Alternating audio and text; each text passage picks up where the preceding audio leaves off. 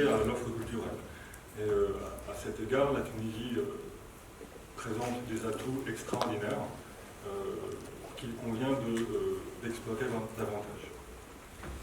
Donc, côté Union européenne, moi je voudrais vous présenter ce programme qu'on a élaboré l'année dernière en concertation avec les acteurs de l'écosystème du tourisme. Donc la plupart d'entre vous sont déjà au courant de cette initiative. Aujourd'hui, je voulais vous représenter ce programme qui est en phase de démarrage cette fois-ci. L'année dernière, nous étions en préparation, en concertation avec l'ensemble des partenaires tunisiens, notamment du secteur public, mais également du secteur privé, ainsi que de la société civile. Aujourd'hui, nous sommes véritablement dans une phase de lancement de tout ce programme. Donc, en 2018, la délégation a choisi de proposer un programme d'intervention sur le secteur du tourisme, et nous avons choisi ce prisme de la diversification de l'offre touristique en partant d'un constat qui est fait en Tunisie depuis de nombreuses années, à travers les stratégies gouvernementales, à travers le constat des acteurs du secteur. Donc nous proposons une enveloppe de 50 millions d'euros pour les prochaines années, l'idée étant de travailler essentiellement sur 3 grands axes thématiques, que sont celui d'un tourisme durable, écotourisme, tourisme culturel, un axe qui porte sur l'appui au secteur de l'artisanat, et enfin un axe qui porte sur la valorisation du patrimoine culturel. Donc ces trois volets thématiques seront effectivement très liés les uns aux autres. Pour des raisons opérationnelles, nous en faisons des projets distincts, mais il y aura de nombreuses passerelles entre tous ces volets. L'idée, effectivement, de ce programme, c'est essentiellement un programme de développement économique. Nous partons de cette approche de développement économique que nous souhaitons atteindre à travers des objectifs spécifiques liés à la diversification du tourisme, au renforcement de la compétitivité du secteur de l'artisanat et également à la valorisation du patrimoine culturel.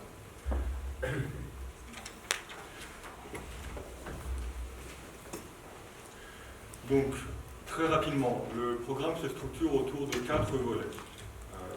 Donc il y aura 4 projets couverts par ce grand programme.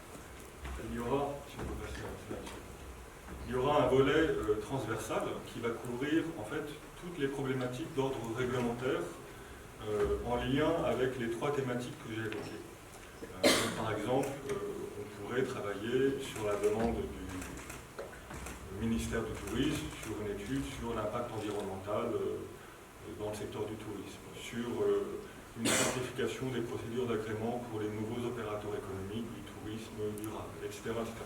Donc on sera en mesure de répondre à une demande en termes d'assistance technique, en termes d'études, en termes d'appui aux opérateurs publics. Par exemple, si nos amis de l'ONTT demandent un appui,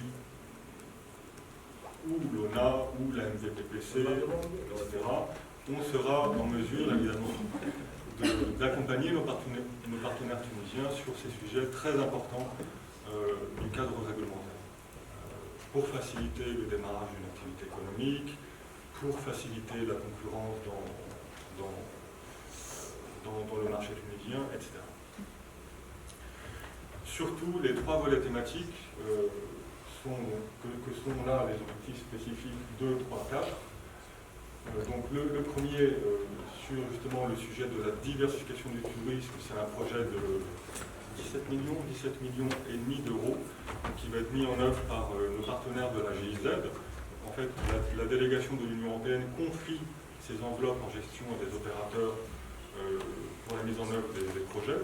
Donc c'est la GIZ qui contribue financièrement à hauteur de 5 millions et demi d'euros sur ce projet, qui va mettre en œuvre ce projet.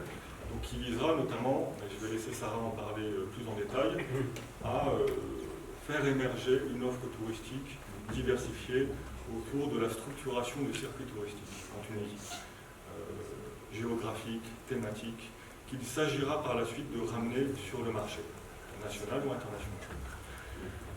Donc, je ne vais pas m'étendre sur ce volet puisque Sarah en parlera bien mieux que moi. Sur le sujet de l'artisanat, donc c'est le deuxième grand volet thématique de ce programme, une enveloppe de 9 millions d'euros. Vous le savez, c'est un secteur très important en termes d'opérateurs économiques, d'acteurs, d'artisans, de femmes artisanes, etc. Donc il y a quand même beaucoup de personnes qui travaillent dans ce secteur qui est en crise, malheureusement. On le voit en termes de volume d'exploitation et aussi en termes d'appétit pour ces métiers de la part des jeunes Tunisiens. Donc il s'agit d'essayer de redynamiser toutes ces filières d'artisanat en partenariat avec l'ONA, évidemment.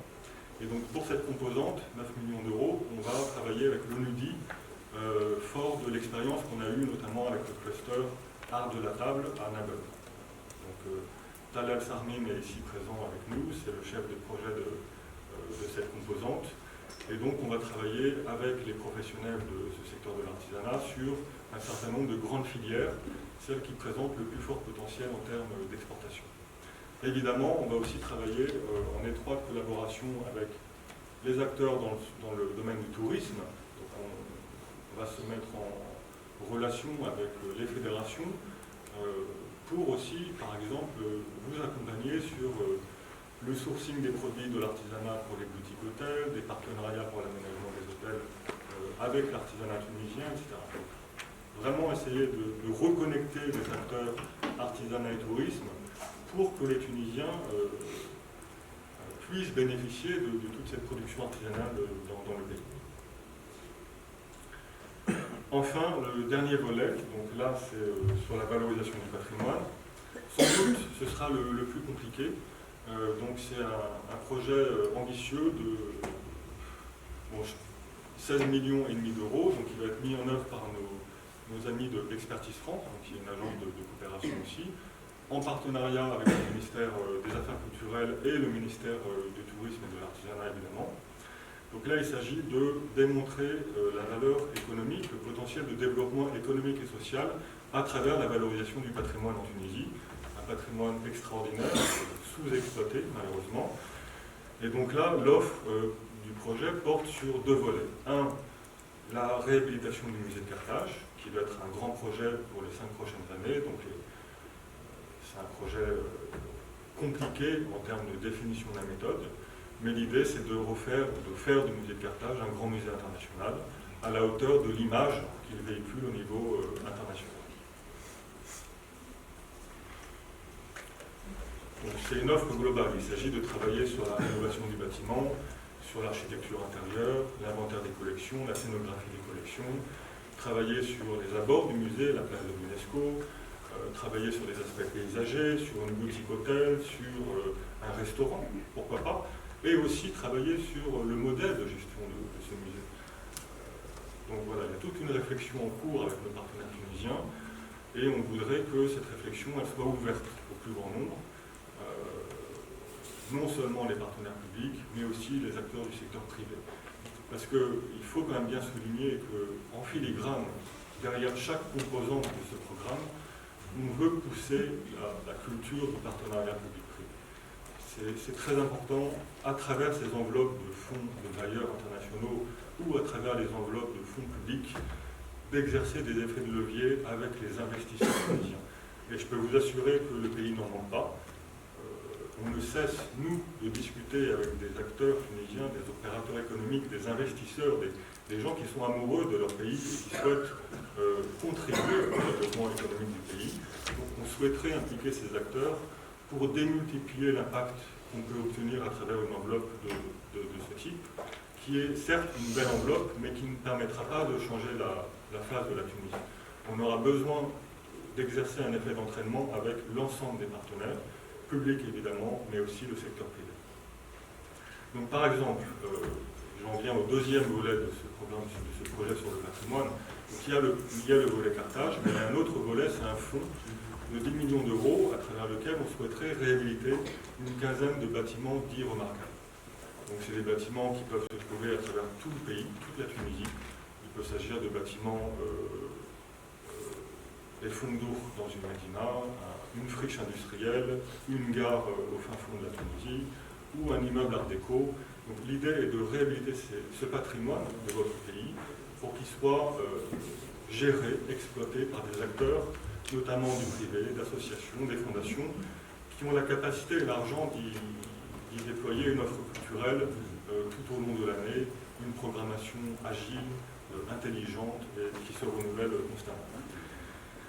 L'idée, c'est aussi d'impliquer ces acteurs pour contribuer financièrement. Donc, là encore, si nous, à travers ce projet, on met 1 ou 2 millions d'euros sur la réhabilitation d'un gros bâtiment, c'est aussi parce que derrière, il y a un investisseur privé qui peut ramener une dizaine de millions d'euros. Donc là aussi, j'insiste sur la dimension du développement économique du programme, parce que voilà, c'est vraiment le biais qu'on souhaite adopter. Je ne vais pas m'étendre sur le sujet, on aura l'occasion de lancer officiellement ce programme en début 2020. Donc là, on est dans une phase dite de démarrage. Donc les contrats ont été signés avec les différents opérateurs. Les discussions sont en cours avec les acteurs, les fédérations, le ministère, les ministères, les opérateurs publics. Donc c'est toute une phase d'inventaire aussi du potentiel en matière d'artisanat, en matière de patrimoine, en matière de tourisme. On doit sélectionner les modalités de sélection des chaînes de valeur, des circuits, etc. Donc il y a toute cette phase de préparation qui va s'étendre jusqu'en début 2020.